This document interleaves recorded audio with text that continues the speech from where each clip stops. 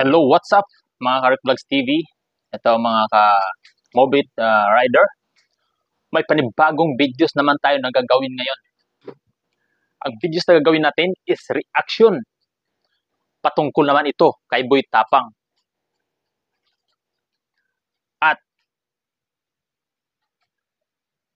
sa nangyari na ng relasyon nila ni Cherry White. Alam naman natin guys na may nasaktan dito na walang iba kundi ang dating karelasyon ni Cherry White.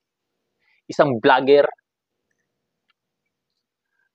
isang sikat na ang pangalan niya ay si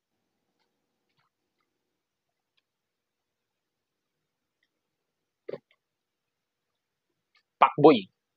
So dito mga ka-Rick Vlogs TV, pakinggan natin ang sinasabi ni Boy Tapang. At dito ang reaction natin gagawin pagkatapos ng kanyang mga sinasabi dito. So pakinggan muna natin.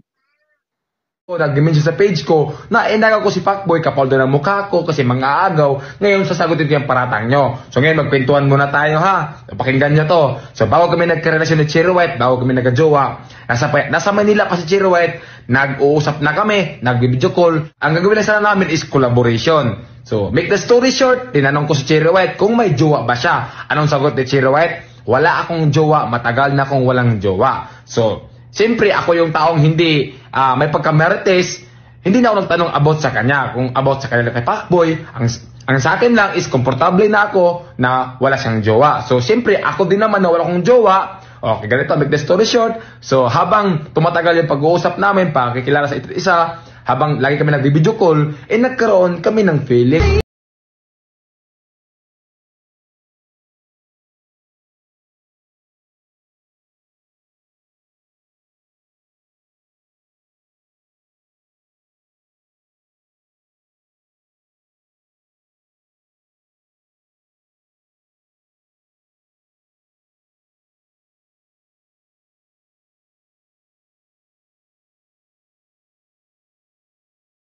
Pakinggan nyo, ang sabi niya, sasagutin niya lahat ng mga buzzer. At nasabi rin niya dito na bago daw naging sila ni Cherry White, nagchat-chat daw sila nung nasa Manila pa si Cherry White. Ibig sabihin, matagal na silang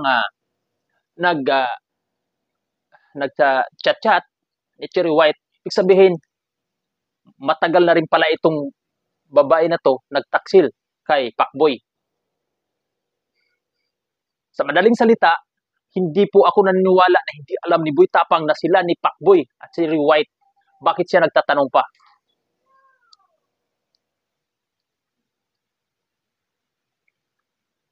Palusot na lang.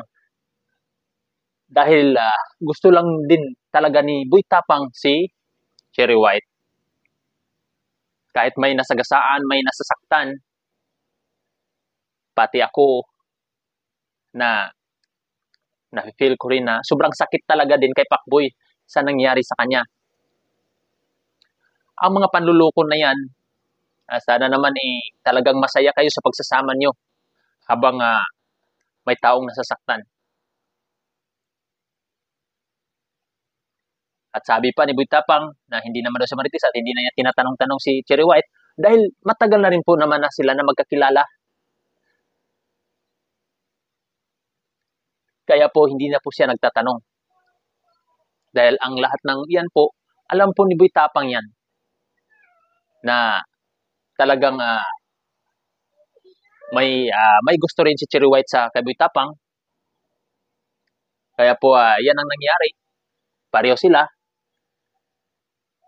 Kahit may nasasaktan, ginagawa pa rin nila yung kanilang naramdaman sa isa't isa.